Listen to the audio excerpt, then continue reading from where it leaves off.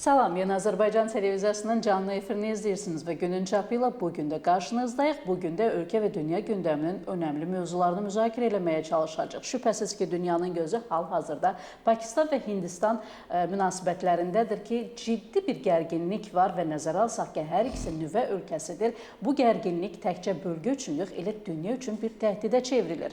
Əslində, Pakistan və Hindistan qarşıdurmasının alt yapısında nə dayanır? Ümumiyyətlə, gizli pərdələr arxasında hansı danışıqlar gedir? Bu məsələləri müzakirə edəcəyik və studiyamızın da qonağı Bakı Xəbər qəzetinin baş redaktoru Aydın Quliyevdir. Aydın müəllim, xoş gəlmisiniz. Xoş gördük. Təşəkkür edirəm zamanı ayırdığınız üçün. Dediyim kimi, Pakistan-Hindistan məsələsi artıq ciddi bir məsələdir. Tək ona görə yox ki, yaxınlıq, Pakistanla münasibətlərimizdə normallıq var və hətta yaxın, sıcaq münasibətlərimiz var, amma həm də ikisi də nüvə ölkəsidir və bu dünya üçün ciddi bir təhdiddir. 2025-ci ili əslində biz müharibəsiz bir dünya gözləyirdik. Ən azından yanvar ayından etibarən Trump administrasiyası belə bir söz vermişdi. Ancaq davam edən münaqişələrin yanında da, fonunda da həm də yeni ocaqlar yaranır.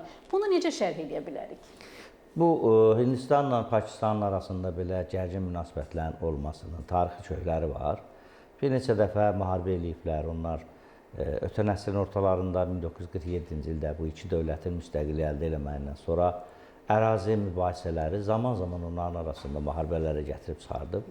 47-də müharibə eləyiblər, 65-ci ildə müharibə eləyiblər, 71-ci ildə müharibə eləyiblər, 1999-da müharibə eləyiblər, 2019-da sərhəddə toqquşmalar olub. Yəni və çox qanlı bir qarşıdurma yaşanır. Bəli, bu 70-80 ilin ərzində dəfələrlə Hindistanla Pakistan ya real şəkildə müharibə içində olublar, vuruşublar, ya da müharibə ərəfəsində sadəcə konfliktlərdən keçiblər. Və indiyə qədər də o problem həll olunmur, aydın məsələdir. Bu, həmin ölkədə gedən prosesdə, ölkələrin arasında gedən proseslərdə dünyanın müəyyən qüvvələrinin maraqlı olmağı ilə bağlıdır. Hindistanla Pakistan arasındakı məsələ dünyada gedən geosiyasi mübarizənin ən qızğın səhnələrindən biridir, ən gərgin səhnələrindən biridir. Və bu gərginlik də getdikcə ona görə artır ki, problem kökdə həll olunmuyor. Və bu kökün əslində təməl yapısında həll olunmaması səbəbindən də tez-tez bu, belə deyim də, ayrılıqlar yaranır və buradan bu ayrılıq çatlarından müəyyən içəri sızmalar baş verir.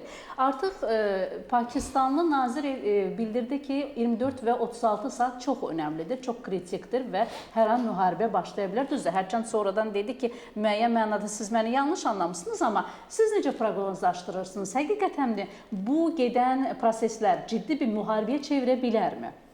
Sözün açığı ikisinin də nüvə dövləti olması bir qədər sərt proqnozları verməkdən çəkindirir adamı. Çünki hər nə olsalar da hər ikisi nüvə dövlətidir və bir-birinin nüvə potensialına hədəf olmaqdan çəkinirlər. Hardasa nəzərə alırlar ki, 2-ci Dünya müharibəsindən sonra dünyada hələ heç bir dövlət bir-birinə nüvə silahı tətbiq eləməyib, heç vaxt. Hətta indi Hindistanla Pakistan rəsmi olaraq, yəni legitim şəkildə nüvə silahına sahib dövlətlər sayılmırlar. Onlar nüvə silahlarına kontrabanda şəkildə sahiblənmiş dövlətlər hesab olunurlar. Rəsmi olaraq dünyanın tanıdığı 5 legitim nüvə dövləti var. BMT Təhlükəsizlik Şurasının daim üzvləri və Pakistan, Hindistan, İsrail bunlar legitim və qanuni şəkildə nüvə dövlətlər sayılmırlar. Bu da müəyyən qədər təsir göstərir və onları amma İran qədər də baskı görmürlər bu səbəbdən dolayı. Doğru, doğru. Ona görə də bir sıra səbəblər onların nüvə silahına malik olmalarına görə bir-birindən nüvə zərbəsi yendirməkdən müəyyən qədər çəkindirir. Eyni zamanda çox davamlı və dərin bir müharibənin olma ehtimalını da xeyli dərəcədə azaltmış olur. Amma sərhəd gərginlikləri davam edəcək, müəyyən bir-birinə qarşı addımların atılması, notalar, hədə-qorxular, bunlar ola bilər, amma çox dağıdıcı, məsələn, 65 və 72-ci illərdəki müharibələr kimi müharibənin ola biləcəyini hələlikdə düşünmürəm. Mən burada bir statistika vermək istəyirəm, ümumi nüfusla bağlı. Deməli, 1 milyar 425 milyon 775.850 nəfər düşür Hindistanın payına və bunun müqabilində də 241 milyon 499 nəfər, deməli 5000 nəfər də düşüb Pakistanın sayına və belə olduğu təqdirdə də əslində nəzərə alsaq ki, Pakistan Hindistanın qarşısında müəyyən mənada zəif görünə bilir və nüvə başlığı ilə bağlı deyirsiniz. Nüvə başlığı ilə nüvəni əldə edəndən sonra Hindistanın bir götürdüyü öhdəlik var. Birinci, o heç vaxt nüvə ata bilməz. Amma Hindistanın deməli Hindistanın belə bir öhdəliyi var. Pakistanın isə belə bir öhdəliyi yoxdur. Belə olduğu təqdirdə həqiqətən də Pakistan bu güc bərabərsizliyindən belə bir addım ata bilərmi ümumiyyətlə? Və yaxud da ki, ona belə bir şərait yaradıla bilərmi? Vaxtilə dünyanın iki super dövləti olan SSR ilə Amerika Birləşmiş Ştatlarının arasında soyuq müharibə dövründə nüvə arsenalını təhlil edirdilər və Amerikanın nüvə arsenalı SSR-inkindən çox böyük idi. Və o vaxtda sual verdilər SSR-nin rəhbərlərindən birinə. O çox maraqlı bir cavab vermişdi. Belə dedi ki, təsəvvür edin ki, Amerikanı məhv eləmək üçün, tamam məhv eləmək üçün 5 atom bombası lazımdır. Bizim də təsəvvür edin 5 atom bombamız var. SSR-ni məhv eləmək üçün Amerikaya 15 atom bombası lazımdır. Amerikanda elə 15 atom bombası var. Deməli, burada say rol oynamır. Qarşıdakını neçəsi ilə məhv eləyə bilirsənsə, o sayda atom silahı varsa, demək o lazımı saydan artıq olan artıq mənasız bir şeyə çevrilir. Bu cəhətdən bugün Pakistanın da, Hindistanın da bir-birini həqiqətən bir dövlət olaraq həm əhali nöqteyi nəzərdən, təbiət nöqteyi nəzərdən məhv eləmək üçün nüvə gücləri yetərli qədərdir. Ona görə də onu müqayisə eləmək bəlkə də düzgün nəticəyə gəlməyə əsas verməz. Amma hətta bir atom silahının atılması belə hər iki ölkənin taleyində, tarixində silinməz və uzun müddət yaralar yaşada biləcək bir vəziyyət yarada bilər. Ona görə risk eləməzlər, ondan istifadə eləsinlər. Ancaq təbii Hindistan daha böyük dövlətdir, daha böyük dövlətçilik tarixinə malikdir. Pakistanın məsələn dövlətçilik tarixini Hindistanla müqayisə eləmək düz deyil. Pakistan hardasa 20-ci əsrin ortalarında yaranmış dövlətdir, amma Hind dövlətinin eradan əvvəl hardasa 7-ci, 8-ci əsrlərə qədər gedib çıxan Hind imperiyalarının tarixləri var, düzdür. O dövlətdə, bəli, o dövlətdə türk faktoru çox böyük rol oynayıb. Türklərin, Baburun böyük Moğol dövləti, Nadir Şah gedib oralara qədər çıxıb. Yəni, türk faktoru o dövlətin taleyində böyük rol oynayıb, amma dövlətin böyük dövlətçilik tarixi var. Onun məsələn, bugünkü iqtisadi gücü, ümumi daxili məhsulu hara, Pakistanki hara, bəlkə 10 dəfə, 14 dəfə, 15 dəfə aralarında fərq var. Ərazilərində nə qədər böyük fərqlər var. Dövlətin ümumi istehsal gücündə nə qədər fərqlər var. Əhali sayında siz göstərdiniz o rəqəmləri çox maraqlıdır. Amma təəssüf ki, bunlar həlledici rol oynamır. Həlledici rol oynayan müharibəni aparmaq iradəsinin olmağıdır və yaxud da ki, olmamağıdır. Həm də indi bu dövlətlərin uzun müddət hərəsi dünyanın bir geosiyasi qütbünə bağlı olub. Pakistan daha çox qərb ölkələrinə bağlı olub. Hindistan daha çox Sovet hökumətinə və Rusiyaya bağlı dövlət olub. Düzdür, son vaxtlar Hindistan geosiyasi seçimlərə daha çox baş vurur. Qərb ölkələrlə müəyyən münasibətlərin tənzimlənməsinə, yaxınlaşmasına, daha çox vektorlu siyasət aparmağa meyllənir. Amma fərqi yoxdur. Bu dövlət yenə də əsas məsələlərdə geosiyasi olaraq Rusiya və onun çevrəsindəki müttəfiqlərinə bağlıdır. Ona görə nə qədər desək də ki, müharibə mümkün deyil, amma həssas bir vəziyyətdir. Hər zaman müharibə də ola bilər. Bunu istisna eləmək olmaz. Aha, bu istisna eləmək olmaz və çox maraqlı bir məqama gəldiniz, çatdınız Aydın bəy. Çünki artıq müxtəlif ölkələrin adını çəkirsiniz və biz bilirik ki, Hindistanın rəhbərliyi artıq bir neçə müddətdir ki, çox ciddi bir fiqur olaraq qəbul edilir. Hətta Amerikanın prezidentinin də ilk inaugurasiya zamanı ilk zəng etdiyi elə dövlət rəsmilərindən birincisi məhz Modi idi. Məsələ oradadır ki, indi bu Pakistan və Hindistanın arxasında, pərdə arxasında qalan dövlətlər də var. Bu dövlətləri biraz analiz edək. Çünki burada ciddi bir Çin faktoru var və hətta müəyyən ekspertlər deyir ki, hal-hazırda gedən bu qarşıdurmanın təməlində heç bir həmin o öldürülən deməli turistlər falan dayanmır. Əslində burada Çin faktoru var və su məsələsi var. Çünki Çin barajlar qurur orada, müəyyən əraziləri artıq öz istismarına götürüb. Bunu necə dəyərləndirə bilərik? Həqiqətən də görünən icebergin görünən tərəfi və görünməyən tərəfində burada artıq güc dəngəsi və güc mübarizəsi mi gedir? Təbii bu da var. iqtisadi faktorları heç vaxt belə qarşıdurmalardan kənarda saxlamaq olmaz. Çinin də bilirik ki, çox böyük maraqları var. Çinlə Pakistanın çox yaxşı münasibətləri var, bilirsiniz və həmin o münasibətlərin yaranması üçün coğrafi bağlılıq olaraq həmin o mübahisəli Kəşmir əyaləti böyük rol oynayır. Bilirsiniz ki, Pakistanla Çinin sərhəddi məhz o Kəşmirdən keçir. Əgər Kəşmir büsbütün Hindistan nəzarət altında olsa, Pakistanın Çinlə əlaqələri kəsiləcək. Və orada nə qədər stabillik pozulur, qarşıdurmalar yaranır. Həmişə Pakistanla Çinin iqtisadi əlaqələri məhz o ərazidə sual altına düşür. Ona görə də həmin ərazilər Çin üçün də çox həssas nöqtələrdir. İndi Hindistanla Pakistan arasında əsas mübahisə üzdə olaraq Kəşmir bölgəsidir və bu Kəşmir bölgəsində Çinin də maraqları var. Çünki Pakistanla birbaşa o əlaqələri həmin bölgənin üzərindən qura bilirlər.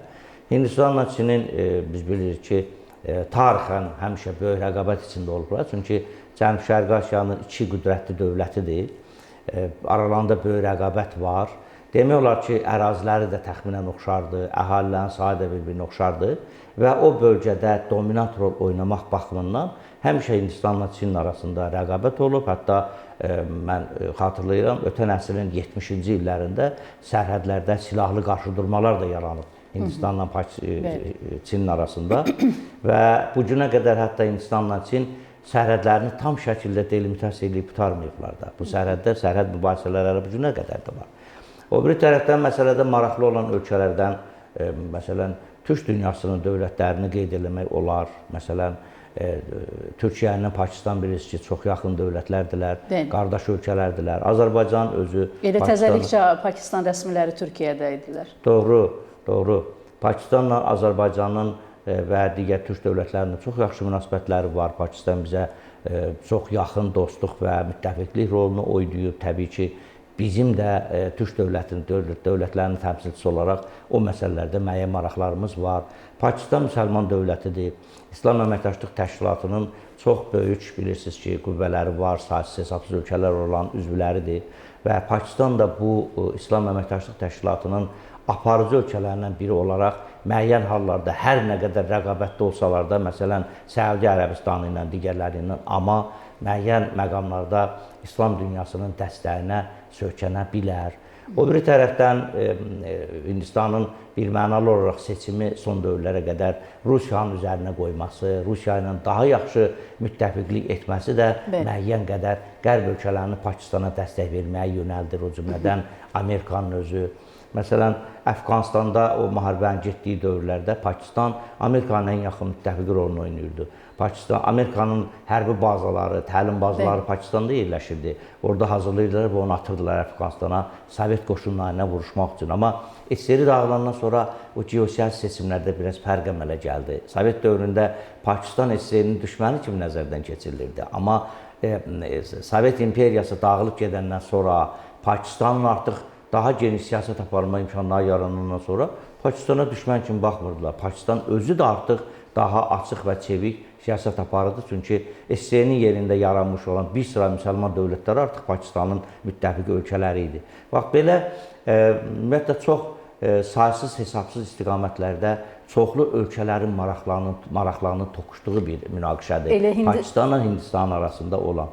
Hindistanla İsrailin də çox əslində yaxşı münasibətləri var. Burada bölgə aparırıqsa və kiçik bir araşdırma elədim. Həqiqətən də Amerikanın, Fransanın, xüsusilə də hərbi sənayeləşmə məsələsində Fransanın, İsrailin, yenə deyirəm ki, yenə hərbi sənayeləşmə məsələsində, çünki xatırlayırsınız, elə Azərbaycan da Barak 8-lər verilmişdi İsrail tərəfindən, daha doğrusu biz Azərbaycan tərəfindən alınmışdı ki, Mingəçevir su elektrik stansiyasına da atılan o uğursuz raketləri də Barak 8-lərlə dəf eləmişdik biz, hansı ki, hava hücumundan müdafiə sisteminin ən başarılı olaraq qəbul edilən sistemləridir ki, bu elə İsrail və Hindistan arasında qarşılıqlı deməli bir proje çərçivəsində həyata keçirilir. Daha sonra Yaponiya və Avstraliya yenə Hindistanı dəstəkləyirlər. Burada da Çinə qarşı o münasibətləri tənzimləmə prinsipinə əsasən. Amma Pakistanı dəstəkləyən ölkələr arasında Çini və dediyiniz kimi Türkiyə və Körfəz ölkələri, Səudiyyə Ərəbistanı və Körfəz ölkələri götürəndə, yəni yenə də baxanda əslində güc dəngəsində yenə bir bərabərsizlik var. Aydın bəy, nəyə görə? Çünki yenə əslində Hindistan tərəf bir balaca ağır basır və ümumiyyətlə dünya siyasətində də elə ağır bir mövqedə görünürlər Hindistan və bu da Pakistana yeni bir təzyiq metodunun ortaya gəlməsinə imkan verərmi sizcə? Sözsüz o hərbi, siyasi, iqtisadi və müttəfiqlik gücü baxımından Hindistan formal olaraq Pakistandan üstün görsənir və görsənə də bilər. Amma burada yenə deyirəm ki, məsələ kimin güclü olub olmamağında yox, məsələ kimin beynəlxalq hüquq normalarına daha çox söykənə bilməyindədir. Çünki birdən məqam əmələ gəlir ki, dövlətlər hər nə qədər açıq şəkildə kimisə dəstəkləmiş olsalar da, amma o dəstək mövqeyi beynəlxalq hüquq normalarına toxuşanda istər-istəməz dayanmağa məcbur olur. Bax, bu nöqteyi nəzərdən Pakistanın söykənə biləcəyi nöqtələr var. Baxmayaraq ki, oradan da Hindistanın son vaxtlar apardığı siyasət Hindistanı dünya üçün daha açıq bir ölkəyə çevirməyə doğru aparır. Digər tərəfdən bunların hər ikisinin BRICS təşkilatında üzv olması da müəyyən qədər kimin güclü olub olmamasını əhəmiyyətli faktor kimi kənara qoymağa məcbur eləyir. Çünki ikisi də BRICS-in üzvləridir. BRICS təşkilatında da Rusiya da var, Çin də var, Braziliya da var, Cənubi Afrika Respublikası var və bunların özləri bir geosiyasi, iqtisadi gücə çevrilmə iddiasında olan ölkələrdirlər. Düzdür, açıq şəkildə bunu deyə bilmirlər, amma təbii hədəf olaraq seçiblər. Hədəf bəli, bunu seçiblər və imkan vermək istəmirlər ki, blokun daxilində olan ölkələrin arasında belə ciddi münaqişələr yaransın. Bu da hər halda Çinlə, Hindistanla Pakistan arasında münasibətlərin çərçivədən çıxmasına maneçilik törədən faktorlardan biri kimi nəzərdən keçirilə bilər. Amma əlbəttə Hindistanla Çinin elə hələ o müttəfiqləri bir kənara qoyub, sırf özlərinə aid olan məsələlərdən yanaşanda çox ciddi problemləri var. Siz dediyiniz o su problemidir, ondan sonra mübahisəli ərazilərdə olan təbii ehtiyatlardır, həmin kəşfin təbii ehtiyatlarıdır. Bax, bunlar iki ölkənin arasında çox ciddi münaqişələrə səbəb ola bilər. Və etniklər məsələsi. Məsələn, Hind çayının bölünməsi, artıq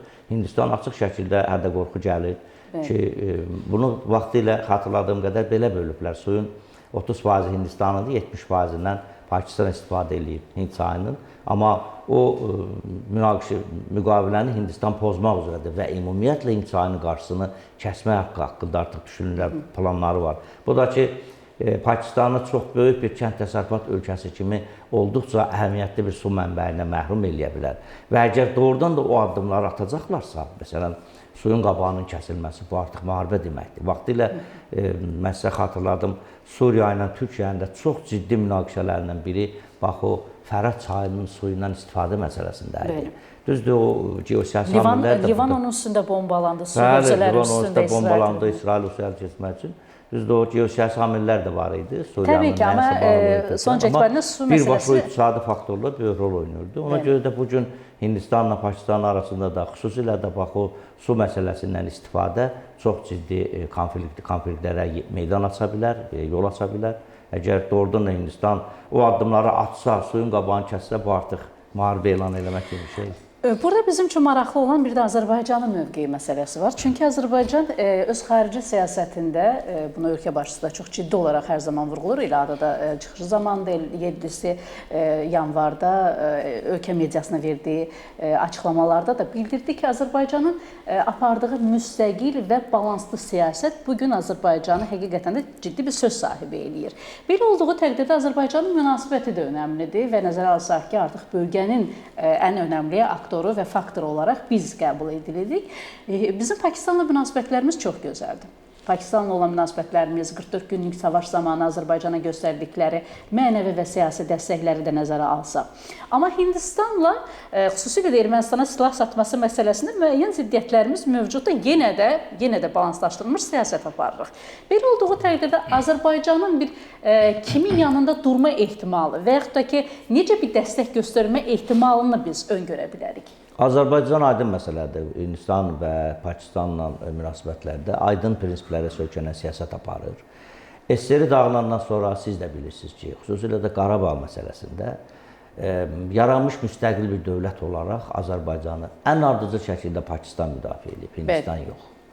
Hindistan o zaman Sovet dövründə hələ SSR ilə, Kremllə, Moskva ilə yaxşı münasibətlərdə olan bir ölkə olduğuna görə Sovet imperiyasının dağıldığı ilk illərdən onlar da daha çox Moskvanın ağzına baxıb xarici siyasəti müəyyən edirdilər. Yəni Moskva hansına daha üstünlük verirdisə, Azərbaycanı Ermənistana, Hindistan da ona yönəlirdi. Və Moskva daha çox Ermənistanı müdafiə elədiyinə görə Hindistan da lap əvvəldən bu münaqişənin ilk əvvəlindən Ermənistana daha çox simpatiya bəsləyirdi, nəinki Azərbaycana. Amma Pakistan əksinə Azərbaycanı dini, humanitar və digər faktorların təsiri altında ardıcıl şəkildə, hətta Türkiyə ilə bərabər səviyyədə olmasa da belə, yenə Pakistan ilk əvvəldən Azərbaycanı müdafiə eləməyə başlayıb. Bu məsələnin bir tərəfi.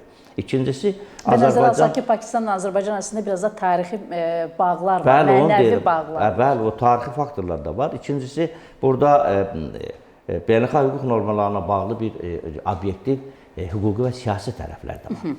Məsələn, hüquqi tərəf nədir? Hüquqi tərəf budur ki, Azərbaycan həmişə dövlətlərin ərazi bütövlüyünü dəstəkləyir. Kim olursa, bax, bugün Rusiya ilə nə qədər yaxın münasibətdə içində olsaq da, amma Ukraynanın ərazi bütövlüyü beynəlxalq hüquqla təsbit olunduğuna görə Azərbaycan çəkinmədən bunu bəyan edir ki, Ukraynanın ərazisi bütöv qalmalıdır. Baxmayaraq ki, Rusiya bu ürəyində xoş gəlmir, amma gəlməsə də beynəlxalq hüquq belə deyir. Eynən Azərbaycan da Pakistanın məsələsinə belə yanaşıb. Həm hüquqi, həm də siyasi müstəvidə Azərbaycan hesab edir ki, Kəşmir məsələsi Pakistanın xeyrinə həll olunmalıdır. Çünki əvvəla burada Pakistanın ərazi bütövlüyündən söhbət gedir, pozulur. İkincisi, 47-ci ildə Pakistan və Hindistan müstəqil bir dövlət olaraq əmələ gələndə, Pakistanın da elan edilən müstəqil, Hindistanın da elan edilən müstəqil, bu Kəşmir bölgəsini isə əhali qarışıq olduğuna görə, burada müsəlmanlar, çoxlu sayda müsəlmanlar yaşayırdı. Əhali qarışıq olduğuna görə belə qərar verdilər ki, burada referendum keçirilsin. 60-cı illərin əvvəllərində referendum keçirildi. O referendumun nəticəsində Kəşmirdə yaşayan müsəlmanların mütləq çoxluğu, əhalinin çoxluğu Pakistanla bir yerdə olmağa qərar verdi. Amma Hindistan o referendumun nəticəsini tanımadı və 61-ci ildə hücum elədi, Kəşmirin yarı hissəsini tutdu. Böyük hissəsi bugün, 3/2 hissəsi Hindistan işğalı altındadır. 1/3 yalnız Pakistandadır. Və bu tərəfə baxanda da həm siyasi olaraq Hindistan qaydaları pozub, həm də beynəlxalq hüquq normalarına görə ədalət, haqq Pakistanın tərəfindədir. Və Azərbaycan da məhz bu prinsiplərə söykənib hərəkət edir. Həm tarixi müttəfiqlik, həm bugünkü siyasi reallıqlar, həm də beynəlxalq hüquq normalarına sadiqlik Azərbaycan əlbəttə seçimi bir mənalı şəkildə Pakistanın üzərinə qoymağa vadar edir. O bir tərəfdən də ki, o deyir, bundan da qara gün olmayacaq ki, Ermənistanla müharibə apardığımız dövrdə başqa. Bugün Ermənistan sülh sazişindən imtina elədiyi bir vaxtda Hindistan Ermənistanı açıq-aşkar silahlandırır. Hindistan Azərbaycanın düşməni olan Fransa ilə böyük silah alveri içərisindədir. Artıq bu bilinən bir faktdır ki, bəli, siz dediniz onu, qırıcı təyyarələrin satın alınması ilə bağlı. Yəni, çoxlu tərəflərdən var ki, bizim üçün münasib olan ölkə, müttəfiq ölkə Pakistandır. Və hələ Çinlə Hindistan münasibətlərini demirəm. Biz Çinlə strateji bir əməkdaşlıq yoluna çıxmışıq. Bu əməkdaşlıq neçə 10 illər davam eləyəcək, bunu indidən proqnozlaşdırmaq mümkündür. Böyük İpək yolunun başında dayanan bir ölkədir və Çinin də Hindistanla münasibətlərindəki müəyyən ona həssas məqamları nəzərə alaraq Azərbaycan yenə də Hindistanın yox, Pakistanın yanında durmalıdır. Təşəkkür edirəm Aydın bəy, geniş şərhiniz üçün. Amma dediyiniz kimi yaxın zamanda biz daha real olaraq görə biləcəyik ki, nələr baş verir və ümid edirik ki, yenə də qazanan haqq ədalət olacaq. Ən azından Azərbaycan bu prinsiplə məsələlərə yanaşır. Bir daha təşəkkür edirəm. Belə dəyərli izləyicilərimiz, biz bugün Pakistan və Hindistan arasındakı münasibətlərin gərginlik fonunda doğura biləcək nəticələri danışmağa çalışdıq. Daha doğrusu suallarımızı ünvanladıq və Bakı Xəbər qəzetinin baş redaktoru Aydın Quliyev suallarımızı geniş olaraq cavablandırdı. Biz burada yekunlaşdırırıq verilişimizi və ümid edirik ki, bizə suallarınızı yazacaqsınız, şərhlərinizi bildirəcəksiniz və biz də sizin istəkləriniz doğrultusunda öz verilişimizi qura biləcəyik. Belə, sabah yenidən Hindistan və Pakistan məsələsini müzakirə eləyəcəyik. Həqiqətən də dava yorğan davasıdır. Yəni, həqiqətən də məsələnin içərisində Çin və Amerika qütbləşməsi eyni zamanda da su faktoru var, yoxsa həqiqətən də Kəşmirdir məsələ. Bunların cavabını axtarmağa çalışacaq. Görüşənə qədər.